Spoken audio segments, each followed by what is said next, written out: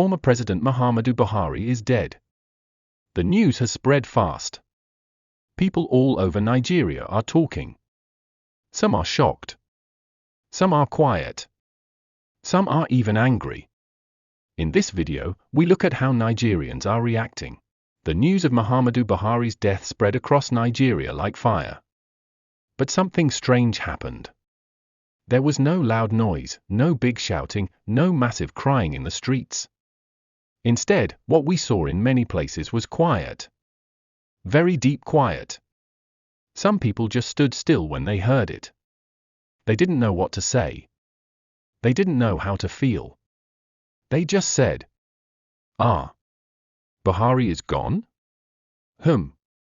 No more. No less." For some, it felt like just another piece of news. No excitement. No sadness. Just something that happened and passed. Buhari ruled Nigeria for 8 years, from 2015 to 2023. Before that, he had been a military head of state in the 1980s. He was not new in power. He was not new in history. So when a man like that dies, you expect people to react quickly. You expect tears, joy, or anger. But the truth is, the first reaction from many Nigerians was this: "Let's watch. Let's see what others will say first." This is the mood across many streets in Nigeria. In Abuja, the capital city, there were no loudspeakers playing sad music. There were no big gatherings. There were no emergency announcements. People were moving like normal, going to work, buying food, doing business. But behind that normal movement, you could feel something strange. People were thinking, but not talking much. In Kano, Kaduna, and Katsina, states where Buhari had many supporters, the same silence was there. People were not shouting, "Our leader is gone." They were not crying on live TV. Even in mosques and local tea joints, the talk was low. Calm. One man in Zamfara just said quietly, "We trusted him. But life became harder. May Allah forgive him." That was all. No debate. No fight. The feeling in the air is what some call emotional confusion. It's not happiness. It's not sadness. It's just that feeling of deep thought. Some people don't know what to feel because Buhari meant different things to different people. For older Nigerians, he was the strict soldier who ruled with discipline during the military days. For others, especially from the north, he was the hope, the man they believed would fix Nigeria and stop corruption. But for many young Nigerians, Buhari means pain, fuel problems, job loss, and hard life. That's why when the news of his death came, the reaction was not united. In Lagos, a few people in a bus heard the news on the radio. Nobody spoke for 10 seconds. Then someone said, "He's dead? Wow. Okay." The driver didn't even stop the car. Life continued. But you could tell, they were all thinking. On WhatsApp status across the country, you didn't see too many RIP Buhari posts in the first few hours. You didn't see big quotes or sad pictures. Instead, you saw silence. You saw people observing first. That silence is important. Because in Nigeria, when a former president dies, especially one with such strong history, the normal thing is loud talk. But with Buhari, the talk was slow. Controlled. Careful. Even the media was cautious. Some newspapers didn't rush to post dramatic headlines. They simply wrote, "Former President Buhari dies at X age." No emotion. Just facts. And that tells you something. This death is personal, but also complicated. Many people remember his old slogan, "Change." It gave them hope in 2015. People believed he would bring change. That he would end corruption. That he would fix the country. But 8 years later, many Nigerians are still struggling.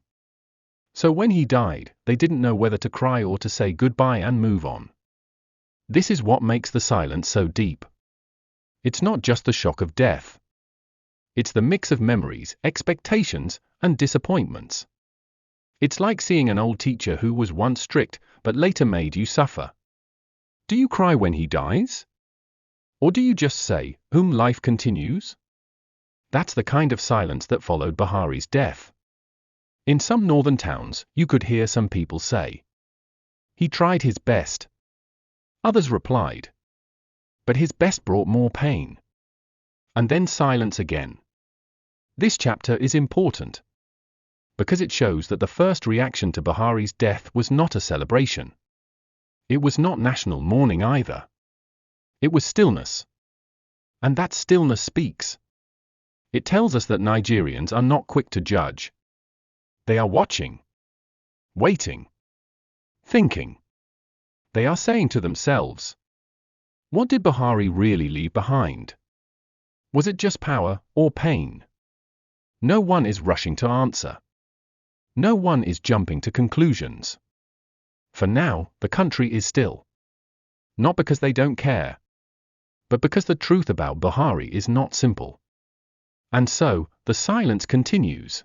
After the silence on the streets came the noise on the internet. Nigerians took to social media, Twitter, Facebook, WhatsApp, TikTok, and that's where the real reaction started. On the outside, people looked calm. But online? People were typing fast, talking loud, sharing strong opinions. Some messages were short. Finally, he's gone. Rest in peace? That won a debate. Others wrote long posts, pouring out all their anger, pain, or disappointment. One Twitter user said, "Buhari ruined this country. Don't expect me to feel sad. We suffered too much under him." Another person replied, "At least he was not a thief.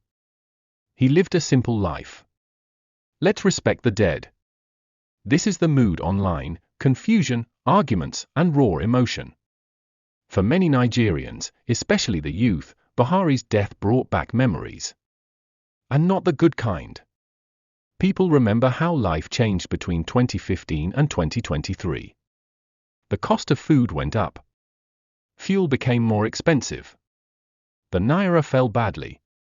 Jobs became harder to find. And insecurity, killings, kidnappings, terrorism, got worse. A young man on Facebook wrote, "When Buhari came in, I had hope. When he left, I had nothing." These are not small words. These are words from a generation that feels disappointed and betrayed. But not everyone is angry. Some Nigerians, especially older ones or people from the north, were more respectful. They said things like, "He was a good man. He served Nigeria. May Allah grant him peace." In fact, there were some posts where people prayed for him, posting pictures of Buhari smiling, in traditional attire, with words like, "Gone but not forgotten." But immediately under those posts, you would see angry replies. People writing things like, "You're posting Buhari like he was a saint. Do you know what the poor went through? He gave us hunger, not leadership." This shows you something: the country is deeply divided about Buhari, even after death. Some people remember him as disciplined and honest. They say, he lived a simple life. No flashy clothes. No big houses. No stealing. But others say, honesty is not enough if people are dying poor. One man on TikTok made a short video and said, "Buhari may not have stolen money, but under him, poverty stole our joy." That video got thousands of views in just 1 hour. On WhatsApp, people were sharing old videos of Buhari speaking. Some of the clips were from his campaign in 2015, where he promised to end corruption, stop Boko Haram, and grow the economy. Someone posted it and wrote, "All these sweet promises. Where did they take us?" Another reply said, "We believed him. That's our pain." People are not just angry, they are hurting. Because they remember the hope they once had. The hope that Buhari would bring change. Real, deep, lasting change. Instead, for many, things got worse. Even students joined the conversation. A university student posted, "Under Buhari, ASUU went on strike for months. My life paused. My future delayed. I can't forget that." Another young woman wrote, "My brother was kidnapped in Kaduna. Till today, no news. Buhari was president. Did nothing. Now he's dead. Should I be sad?" These are not things people say lightly. These are words that come from years of quiet pain. But even with all the anger, some Nigerians are trying to be balanced.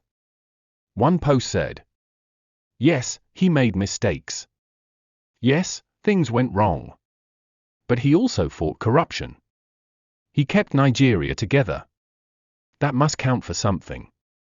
Someone else replied, "Keeping Nigeria together is not enough if millions are hungry." It's a war of words online. But it's not just noise, it's emotion. Real emotion. In the Southeast and South-South, the tone was different.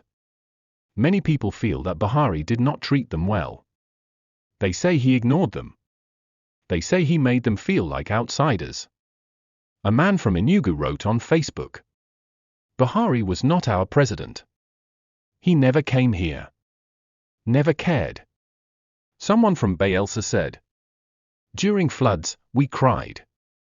No help came. Under Buhari, we suffered like orphans."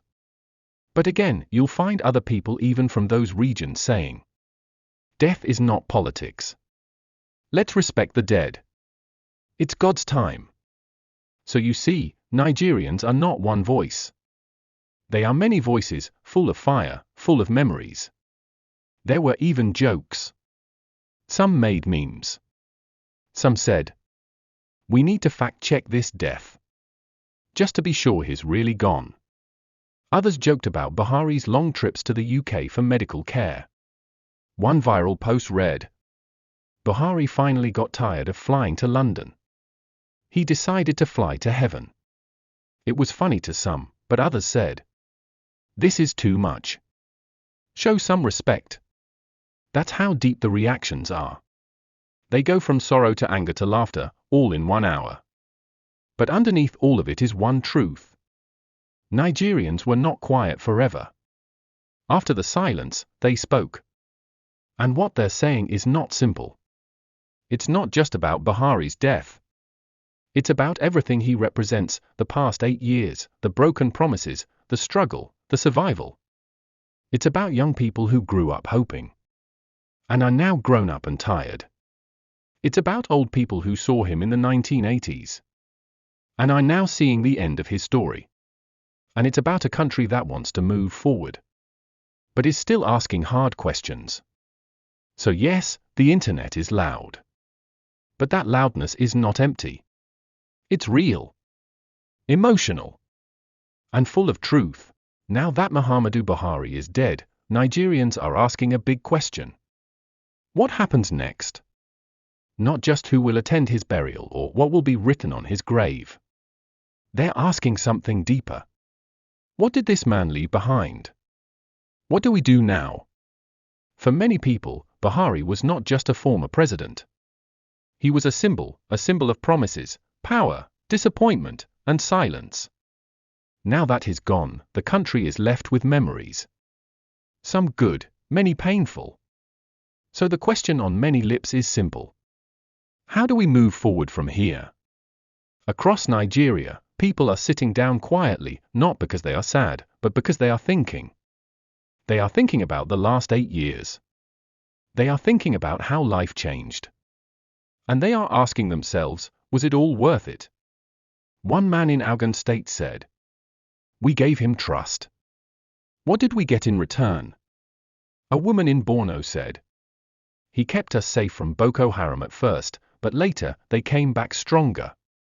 A youth in Lagos said, "He made me believe in change. I believed. I waited. I grew tired. Now he's gone." These are real words. Real feelings. And now, Nigerians must decide how to handle them. Some people are trying to forgive. They are saying, nobody is perfect. He tried his best. He made mistakes, but let's leave judgment to God. But others say, forgiveness without truth is nothing. We must tell the truth about what happened under Buhari. So again, we see a country divided between reflection and anger. One young lady said something powerful on X, formerly Twitter. I don't want to talk about Buhari again. I just want my country to move forward.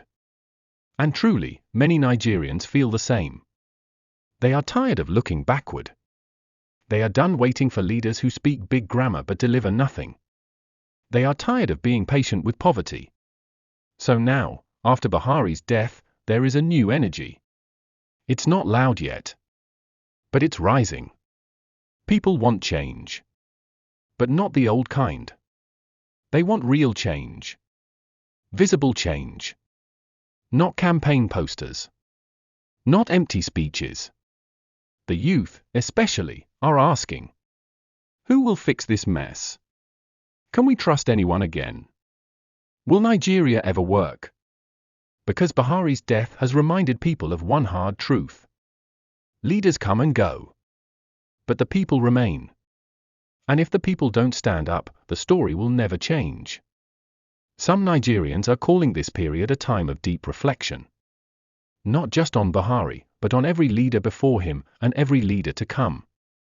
They're asking, what kind of country do we want? What should we expect from a president? What happens when we are silent too long? In schools, markets, churches, and mosques, people are talking. Maybe not loudly, but the conversations are there. One teacher in Delta State said to his students, don't just pray for good leaders. Learn to ask questions. Learn to speak up. Because silence is what allowed many problems to grow under Buhari's government. People were quiet for too long. They kept hoping things would get better, but they didn't. So now, the younger generation is learning to be different. They want to be more active. They want to vote with sense. They want to protest peacefully when needed. They want to demand results, not just promises. So what now? Now, Nigeria must begin to heal and rebuild. Not just the economy, but the hearts of the people. Because many are tired. Many are broken. One man said, this country has taught us how to survive without hope. That's not normal. And he's right. It's not normal to work hard and still remain poor. It's not normal to graduate and stay jobless for years. It's not normal to see leaders grow richer while citizens grow hungrier. These are the things Buhari's death is forcing Nigerians to remember. Not because he caused everything, but because his rule made many of them worse. Still, some are saying, let the man rest. He's gone. Focus on the living. And they're right too. Because in the end, Buhari's chapter is closed. Now, it's about what we do next. Do we stay divided? Do we keep blaming the past? Or do we start building the future, even with broken tools? Nigerians have survived so much. They've survived failed leaders. They've survived lies. They've survived hunger, war, pain, betrayal. But survival is not enough anymore. People want to live. To grow. To succeed. So what now?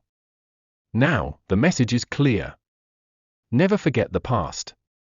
But don't let it stop your future. Let Buhari's story be a lesson, not just about leadership, but about watching closely, speaking boldly, and voting wisely. Let the pain of the past push us to create a better tomorrow. Let every Nigerian, young or old, know that this country belongs to all of us, not just to those in power. And finally, let us remember this. No matter how powerful a leader is, they will one day leave the stage. But the people, the ordinary people, will always be here. So let the people lead. Let the people wake up. Let the people rise. Let the people take Nigeria back, with truth, with courage, with unity. Because Buhari is gone. But Nigeria is still here. and the future is waiting.